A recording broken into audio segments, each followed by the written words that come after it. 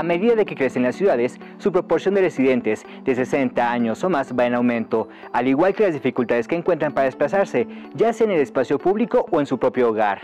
Hasta hace poco tiempo, las personas mayores contaban con pocas opciones. Si se sentían solas o padecían de alguna enfermedad, tendrían que recurrir a una casa de retiro o a un asilo. Sin embargo, esto ha cambiado y alrededor del mundo se ha replicado la experiencia de lugares como Florida y el norte de Europa, en las cuales se crean edificaciones, urbanizaciones e incluso ciudades completas dedicadas para el uso exclusivo de las personas de la tercera edad. Yo soy Humberto Capetillo y les doy la bienvenida a Manzana Científica, una producción de UOA TV en la cual les damos a conocer el quehacer científico de la Universidad Autónoma de Aguascalientes.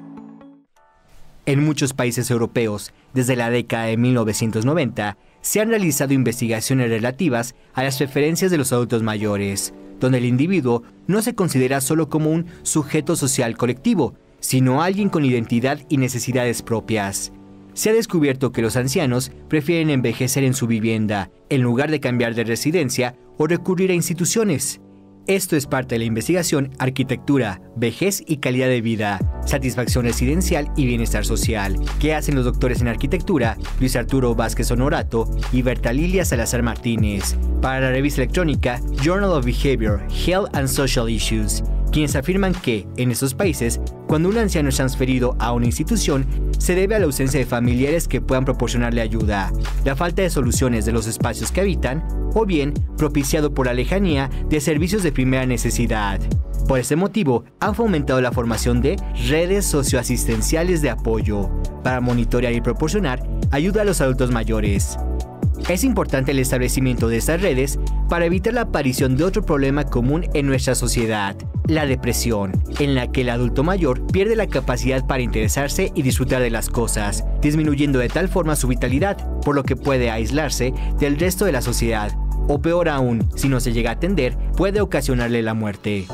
En México, aún no se le ha dado prioridad a la satisfacción de las necesidades de los ancianos, debido a que no existe una planeación integral entre la ciudad y el hábitat residencial. Deben fomentarse las interrelaciones entre el espacio, el ser humano y su entorno, que permitan la flexibilidad de usos, adecuando el espacio a las necesidades en cada una de las etapas de su desarrollo. El espacio debe ofrecer seguridad, confort y protección, libertad de movimiento a través de los espacios en el interior de la vivienda, una ubicación adecuada, insertada en el complejo urbano que considere un nivel satisfactorio de apoyos asistenciales, de servicio, de zonas de esparcimiento y de socialización que faciliten la vida independiente de los ancianos. Para ello, deben considerarse las variables prioritarias para el bienestar de las personas mayores, a fin de ayudarlos a vivir en su propia casa, con la facilitación de actividades, cualidades, habilidades y recursos. Además, debe contemplarse la apropiación de tecnologías que faciliten la realización de sus actividades, dependiendo del nivel económico de los mismos, y la creación de espacios sin disturbios psicológicos al usuario, de tal manera que se beneficie la integración comunitaria, el respeto y la inclusión social de sus habitantes.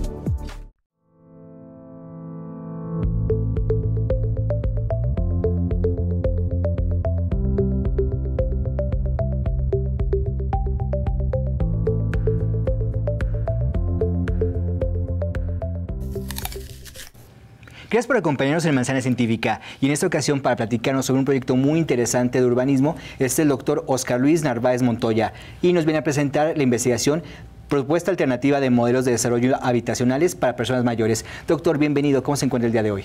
Muy bien, muchas gracias por la invitación y para venir a comentarles acerca del quehacer en la investigación que estamos realizando. Platíquenos en qué consiste ese proyecto de una alternativa de desarrollo para lugares habitacionales para personas que tienen una edad avanzada. Sí, bueno, la preocupación surge por un lado de que nosotros vemos que en nuestras ciudades se está dando un fenómeno que se denomina la cuestión del crecimiento de las personas mayores. El perfil demográfico de nuestras ciudades hacia el futuro va a ser que las personas en edades de 0 a 15 años van a disminuir, en tanto que las personas de 60 años y más, su tasa de crecimiento va a ser la mayor de todos estos segmentos de edad. Entonces hay que ir preparando a las ciudades para poder satisfacer en condiciones que propicien calidad de vida a las personas mayores. ¿Por qué es importante esto? Una persona mayor es un parámetro de diseño universal. Lo que puede ser bien usado, lo que es amigable con una persona mayor, lo es para los demás segmentos de edad. Bueno, una vez que hicimos 3 estudios anteriores a este, nos dimos cuenta, por un lado, que el nuevo perfil de las personas mayores está cambiando. Cuando hablábamos antes de las personas mayores, pensábamos, por ejemplo, los de mi generación, en nuestros papás. Pero ahora ya nosotros estamos pensando modelos de desarrollos habitacionales para el nuevo perfil de las personas mayores, que esos ya somos nosotros, los nacidos del 58 para acá. Y tenemos perfiles muy distintos, una y otra generación. Entonces, se nos ocurrió, o se derivó de los estudios anteriores, la idea de proponer modelos de desarrollos habitacionales que sean amigables con las personas mayores. No se trata de segregar a las personas mayores en unos fraccionamientos. Se trata de que en esos fraccionamientos va a haber de todas las edades, pero están diseñados tanto en su vivienda como en su diseño urbano para que sea amigable con las personas mayores. Entonces hay que tener cuidado en muchos elementos del diseño urbano para que estos puedan ser justamente catalogados como amigables con las personas mayores. ¿Qué perfil hay diferente entre las personas nacidas no sé, antes de los años 50 a los que ya nacieron en la segunda mitad del siglo XX? Hay varias. Nosotros estuvimos revisando autores que justamente han tocado este tema y, por ejemplo, uno es las familias con menos número de hijos, ¿sí? La nueva generación tiene en promedio 2 hijos, 3 ya es un poco raro, y pues la generación de nuestros padres eran de 7 para arriba, ¿no? Eso es un hecho muy importante y que despierta una inquietud también seria en el siguiente sentido. Actualmente las personas mayores tienen mucha cooperación y ayuda de su propia familia. Sí. Recae más en la familia que en el Estado, que en el gobierno. Entonces, nuestra generación ya no, porque quizá uno de los hijos se va a estudiar a otra parte o a residir fuera del Estado, y entonces ahí va a ser uno de los desafíos que hay que atender. Otra distinción es el uso de las tecnologías, por ejemplo, tecnologías de la informática y de la computación. Nuestra generación ya está más familiarizada en el uso de estos dispositivos y por lo tanto las viviendas, los fraccionamientos se pueden pensar para utilizar esas tecnologías en múltiples servicios. Por ejemplo, en España existe la atención domiciliaria o varios servicios que se pueden pedir desde el domicilio, desde la compra de un despensa, un mandado, hasta cuestiones más urgentes como servicios médicos. Tenemos también que en las viviendas ya hay tecnologías, la domótica, que es justamente la utilización de estas tecnologías para hacer más amigable las viviendas. Otra distinción es que el fenómeno denominado del nido vacío va a ser más prolongado para los de nuestra generación. A nuestros papás les tocó todavía estar más acompañados. No faltaba que una hija o alguien estuviera viviendo todavía con ellos o se hiciera cargo de procurarlos, ¿no? Y en el caso ya de nuestra generación, pues ya no va a pasar lo mismo. Y más otros, la diferencia en el pensar, en los valores, sí, claro. Hay muchos aspectos y nosotros justamente vamos a realizar una encuesta para identificar ese nuevo perfil aquí para Aguascalientes, en qué consiste, cuáles son los valores, cuáles, etcétera. No hemos llegado todavía a esa fase, pero creemos que va a ser muy interesante los aspectos que encontremos y que nos sirvan para nosotros proponer de manera adecuada esos modelos de desarrollos habitacionales que sean amigables con este nuevo perfil de las personas mayores. La importancia de la vivienda para el adulto mayor es altísima, pues pasa la mayor parte de su tiempo dentro de la misma. Según estadísticas del CONADE, el reto que presentan más los adultos de 60 años para arriba es la movilidad dentro de la misma. Muchos de los problemas que afectan están ligados con la inadaptación del interior de sus casas, los cuales pueden corregirse con modificaciones y aunque dificulten un poco las tareas diarias, no suponen un impedimento tan grande que obligue a la situación de infravivienda. Estas inadaptaciones se presentan primordialmente en el baño y la cocina. Si el anciano necesita andador, silla de ruedas u otro tipo de ayuda complementaria, es muy probable que su vivienda se tengan que hacer modificaciones para adecuarlo a los pasos y las zonas de trabajo.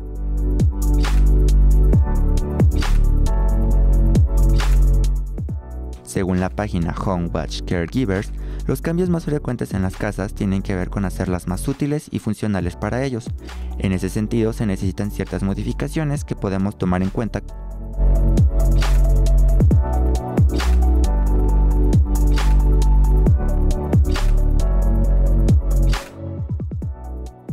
Accesos, puertas, escaleras y ascensores son importantes ya que permiten la conexión con el exterior y evitar el aislamiento, lo cual es fundamental para su salud mental.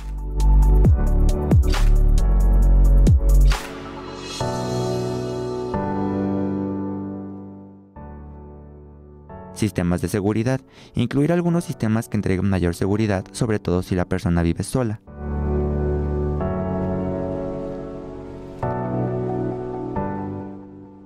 Telefonía. Existen modelos con botones especialmente grandes e indicadores luminosos o con señales acústicas en las diversas dependencias de la casa. Estas dependen de la necesidad del caso. Mobiliario. La selección y distribución de muebles de forma adecuada aumentará la comodidad, movilidad y autonomía de la persona. Sobre todo, hay que implementar barreras y pasamanos en los baños.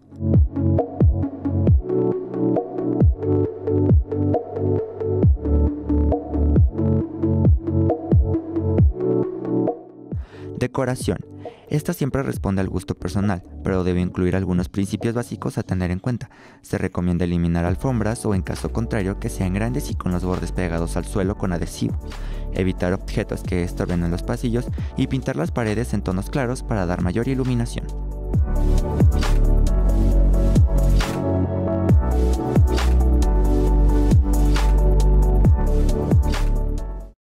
La adecuación de las viviendas para los adultos mayores no solo aumenta su confort, a su vez, su calidad de vida, independencia y seguridad aumentan.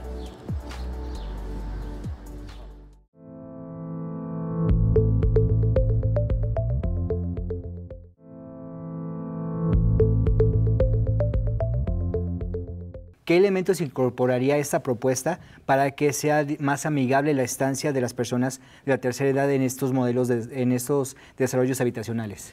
Hay muchos. Hemos encontrado varios parámetros de diseño que se utilizan ya a nivel internacional. Bueno, uno de ellos es el diseño universal, aplicar todas las cuestiones del diseño universal y la accesibilidad.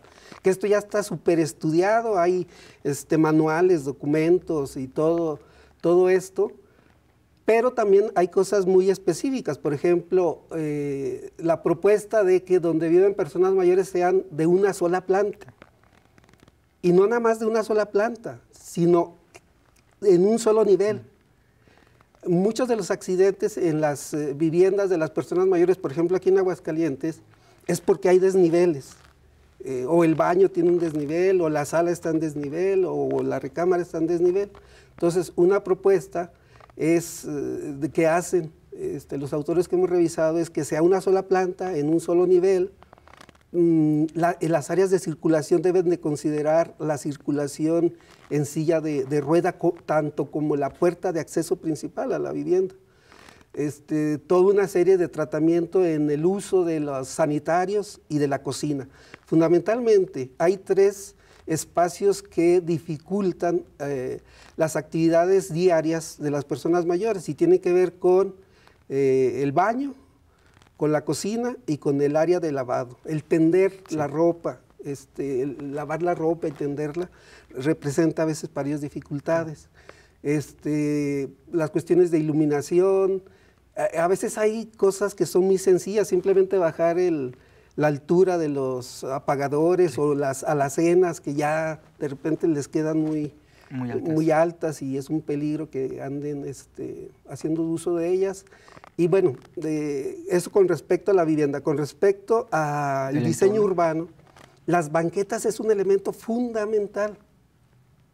No debe haber banquetas de menos de 1,20. O sea, 1,20 ya es así como que... muy estrecha. Muy estrecha, y deberíamos de pensar en banquetas, en aceras, donde tengamos una franja de transición entre la fachada y lo que es la banqueta, una franja de circulación de los peatones, donde ahí hay una circulación continua, y dentro de la misma banqueta una franja donde va dispuesto el mobiliario, la infraestructura, etcétera, ¿no?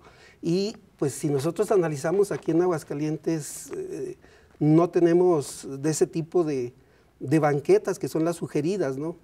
Entonces nosotros vamos a hacer propuestas de cuánto debería ser el mínimo de banqueta, cómo debería estar diseñada, y posteriormente hacer propuestas para que se modifique el código urbano y se atiendan estas recomendaciones. Otra cuestión que es muy interesante es que dentro de los fraccionamientos haya un área común para que se dé la socialización de los diferentes pobladores o integrantes del fraccionamiento. También que dentro del fraccionamiento haya una tienda donde puedan abastecerse de los víveres cotidianos. Y otra propuesta que es muy interesante es que en 200 metros de radio del fraccionamiento puedan encontrar servicios de salud, servicios de cajeros para los que cobran las pensiones, y otro tipo de servicios que son de los más... las cuestiones de las paradas de autobús, por ejemplo, que no estén más allá de 200 metros. Entonces, los modelos que vamos a proponer van a ser propuestas muy específicas respecto a la vivienda, respecto al fraccionamiento y respecto al área más inmediata en un radio de 200 metros. Ahora, ¿quiénes participan en esta investigación? Sí, en esta investigación ya estamos participando todos los integrantes del Cuerpo Académico de Estudios Urbanos y Ordenamiento del Territorio. Somos el profesor Humberto Durán López, que ya está jubilado, pero él sigue participando activamente en las reuniones semanales que tenemos. Está el doctor Rodrigo Franco Muñoz, está el doctor Luis Enrique Santiago García, está la maestra Lucía Andrade Bárcenas, está la maestra Graciela Castañeda Bañuelos y está la maestra María Guadalupe Rubalcaba Sandoval. También participa un egresado de la licenciatura en urbanismo como técnico de investigación y 3 instructores beca, que son alumnos de la licenciatura en urbanismo. Asimismo, está participando una tesista, una alumna del doctorado de Ciencias de los Ámbitos Antrópicos, que está haciendo una investigación relacionada también con esto del urbanismo gerontológico. Las personas adultas mayores de 60 y más edad constituyen un segmento vulnerable, ya que tienen problemas para su desarrollo integral. Uno de estos es el de la vivienda, pues además de tener un hogar, tienen seguridad y movilidad adecuada. En estimaciones del Consejo Nacional de Población, en 2017 habitan en México 12.973.411 personas de 60 y más años, de los cuales 53.9% son mujeres y 46.1% hombres. Conforme a datos de la Encuesta Nacional de Ingresos y Gastos de los Hogares 2016, en el país hay 33.5 millones de hogares y el 30.1% de ellos reside al menos de una persona de 60 y más años. También el organismo apuntó que en el país hay 1.6 millones de adultos mayores que viven solos y la mayoría son mujeres. Actualmente, el 66% de las personas de la tercera edad que tienen una pensión contributiva por jubilación son propietarios de su vivienda, cifra que se reduce a 54% para el caso de las personas con pensión no contributiva, la que da el gobierno por medio de programas sociales. De acuerdo con datos de la Encuesta Nacional de la Dinámica Demográfica, ENADI 2014, en el país residen 3.4 millones de personas de 60 y más años con discapacidad y 4.7 millones con limitación. Y según datos de la Secretaría de Salud, los accidentes en el hogar provocan la muerte en 30% de los ancianos del país. En datos del INEGI para el 2020, se espera tener una población de 14 millones de adultos mayores, equivalente al 12.1% del total de habitantes en el país. En estimaciones de la Comisión Nacional de Vivienda, CONAVI, para el año 2030 la vivienda para este sector de sociedad será un problema importante. A partir de la base de datos de la encuesta intercensal del INEGI en 2015, en Aguascalientes suman ya 119.691 los habitantes con 60 años de edad o más, representando, por tanto, 18.9 adultos mayores por cada 100 niños, con una proyección de un crecimiento progresivo que alcanzará su mayor histórico de adultos mayores para el año 2030. Se estima que en el estado de Aguascalientes vivirán cerca de 215.000 adultos mayores, los cuales se concentrarán en un 76% en el municipio de la capital. Esta población contará con una esperanza de vida de 78.8 años de edad. Se dice que para el 2050 el incremento será de 88.5 en ancianos, de cada 100 infantes, incremento equivalente a 468%. ¿Hace cuánto comenzó y cuál es la proyección de aquí a 1 o 2 años? Y más o menos en cuánto tiempo podemos ver ya esas propuestas aplicadas ya en un modelo, digamos, en la vida real. Sí, bueno, el modelo está pensado, el proyecto está pensado a 3 años. Llevamos 1 año de desarrollo. Entonces, en diciembre del 2020, nosotros ya tendremos la propuesta de modelos de desarrollos habitacionales, que creemos que también van a ser muy bien atendidos por los desarrolladores inmobiliarios. Se me olvidó comentar que ha sido tan importante el crecimiento de las personas mayores que ahorita muchos segmentos se están moviendo alrededor de esta población. Por ejemplo, ya hay muchos restaurantes que atienden a través de menús adecuados para las personas mayores. Hay agencias de viajes especializadas en atender personas mayores. Y dentro de este segmento también está la cuestión de viviendas. A nivel, por ejemplo, de la Ciudad de México, a nivel de San Miguel de Allende, a nivel de Ajijic y otras áreas, se está dando mucho las que llaman residencias para mayores o casas de asistencia a adultos mayores, pero están dirigidas a un segmento muy exclusivo de la población, incluso población que a veces es más bien extranjera. Y bueno, más que desarrollos habitacionales, pues más bien son hoteles de lujo con servicios también médicos para atender a las personas mayores. Entonces, en el mercado inmobiliario está habiendo mucha inversión ya en este tipo de desarrollos pensados para que sean amigables con las personas mayores. Nosotros, por ejemplo, vamos a evaluar las ventajas de tener pura vivienda unifamiliar o también edificios. Obviamente esos edificios deben de tener características muy especiales. Por ejemplo, todas deben de tener elevador. No deben de pasar de X número de pisos, etcétera, etcétera, ¿no? Y la idea es también demostrar que un buen diseño no implica mayores gastos, ¿sí? Como lo pudimos demostrar en una investigación que concluimos.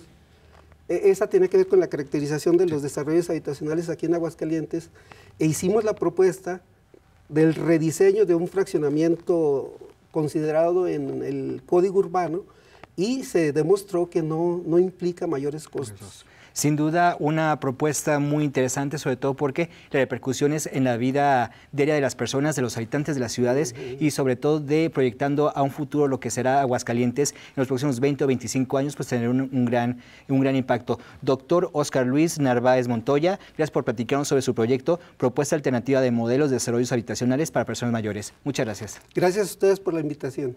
Los invito a que continúen con nosotros y veamos la siguiente cápsula en la cual conoceremos más información, tanto cinematográfica como literaria, de este tema.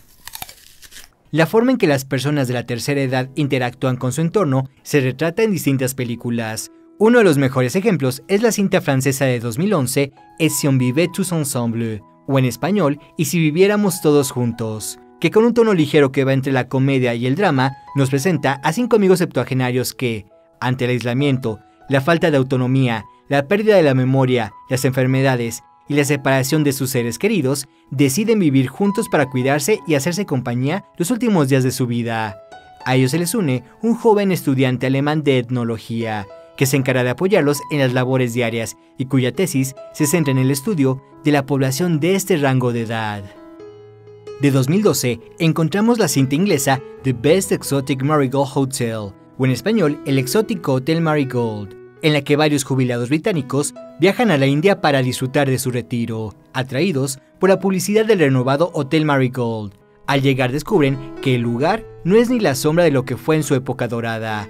Inseguros al principio, estos comienzan a disfrutar de su estancia al crear nuevas amistades, realizar descubrimientos inesperados y darle nueva vida al deteriorado hotel. Esta cinta, basada en la novela These Foolish Things de Deborah Mogach, cuenta con un estelar elenco encabezado por Judi Dench y Maggie Smith. Asimismo, tiene una secuela estrenada en 2015.